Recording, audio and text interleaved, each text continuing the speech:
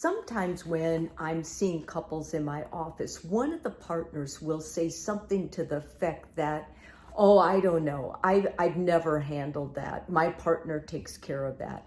Or one of the partners will say, we know my wife or my husband has never been really good at that. They get very easily stressed and they can't cope when things get bad or they're changing.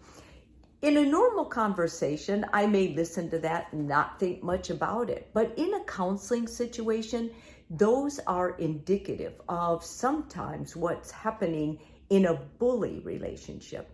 Bullies don't only bully people outside, they bully people closest to them.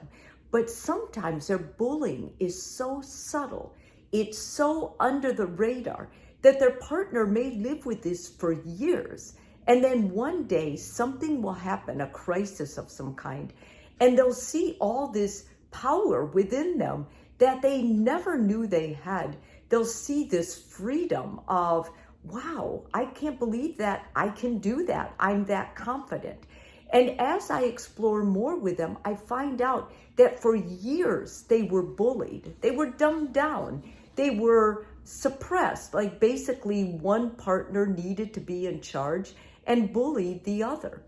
Bullying is not gender specific. Men bully, women bully, it doesn't matter. But what's important is that you start listening to what's being said, the discussions the two of you have, your own ideas about why you limit yourself in areas or don't go after the things you really want.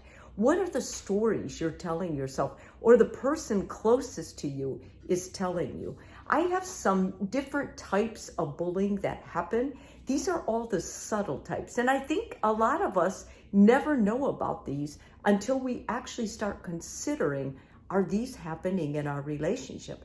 The sooner you find out that, yes, indeed, you guys are bullying each other, or you are married to a bully, the sooner you can start confronting, sticking up for yourself, advocating for what you need and how you like to be talked to rather than maybe how you are.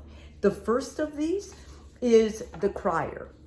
Some people learn very early that when they cry, they don't have to deal with stuff. And usually when one partner is crying, the other partner feels helpless. So they run in and they're like, let me help you. What's the matter? And they back off from confronting the real issue.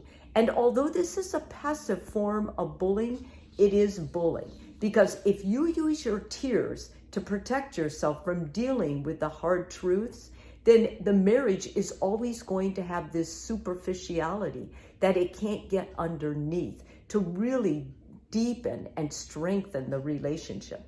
The second kind is the blocker. What about my needs?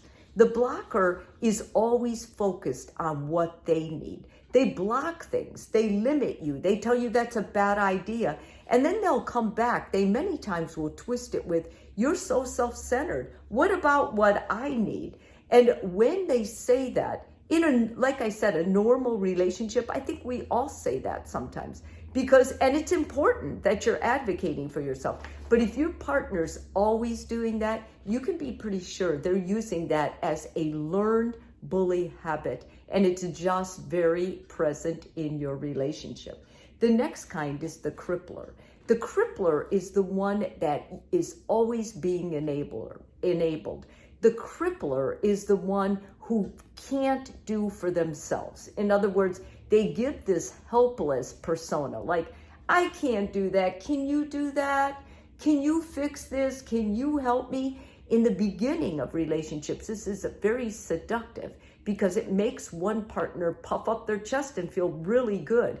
But I have seen men especially fall into this trap where they're doing everything for the relationship. They're doing the finances, they're doing the house stuff, they're doing all the chores, they're doing it all. And the reason is because they feel like their partner, their wife, is incompetent or can't handle the stress or cope with it. Make sure that you are not an enabler for a crippler. And the reason is because when you enable them, you're actually usurping their power, their personal power. These people grow up, ending up feeling very fragile, very weak. And God forbid, if something happened to you, they wouldn't be able to exist, or they'd have to find somebody else to take care of them. You're not doing them any favors. So rather than that, make some space so they have to account for what's going on, their responsibility in the relationship. The challenger. The challenger is that person that no matter what you want to do, they're going to challenge it. They're going to have a reason. They always want to spar. Nothing is easy. Oh, I'd like to go Christmas shopping tonight. Why? Why do we have to go tonight? Why can't we go tomorrow? Why can't we do next week? Whatever it is, the challenger basically gets annoying. And usually what happens when you're married to a challenger, somebody who learned this bully tactic young, it used to be a skepticism. It used to be maybe they would tell themselves they were critical thinkers. Now they're just bullying you. And when they do that, most of the time their partner tunes them out and goes around them and does what they want to do anyway. So it's a bully tactic. It's meant that way. It's a habit, but it never works for them. And so, and it creates a lot of chaos and just unrest in the relationship. So it's a good one to get a hold of and end as soon as you can. The blamer. We've all had the blamer at some time in our relationship. The blamer always needs to blame somebody else. They can't take responsibility. And when you're married to someone who has a habit, a bully habit of blaming, it is usually going to be your fault if you are with them. So it's important that you advocate for yourself with the blamer and say, you know, I'm waiting for you to take responsibility. You can't blame all of life on somebody else, because at the end of the day, you chose to do what you did. If it was somebody else who messed up or did something wrong, still you are in the story. And the only constant in this story is you, because blamers make it a habit to carry this throughout their life, and they are good at it and they do it all the time. And really the only way I know of to stop it is to confront them with it. If you can't do it as their partner, a therapist will be able to, which once again, I'm going to say any of these would be good to get therapy and help, so your marriage will grow through it and grow deeper and better for it. And the last one, the changer.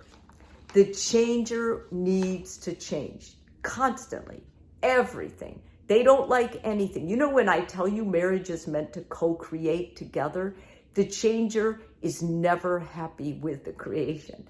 And the reason is because probably they didn't feel like they had the last say. So no matter what happens, what plans you have, the changer is more comfortable if they can be dominant and make a change.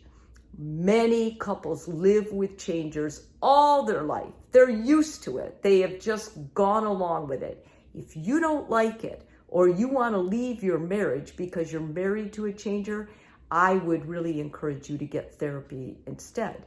Because one great thing about the changer is they're creative. And when they get the right direction, when they understand what they're doing is a bully habit, many times they can change. And often what I found is just making it about change. And since they like to change, they're much more receptive to it than the other patterns of bullies that I've discussed here. So good luck. Look at your marriage. And I really encourage you to do this often. Look at your marriage. What are you living with? Listen to your marriage. You're co-creating. What do you want? Do you want a marriage where you're both creating something you love, or where one person has created a pattern that is frustrated and annoying? And if that's your case, then now you have some substance to it. You can work on it and you can recreate from that. Even if something is going badly in your marriage, you can take it as an example and use it to co-create something better for the two of you.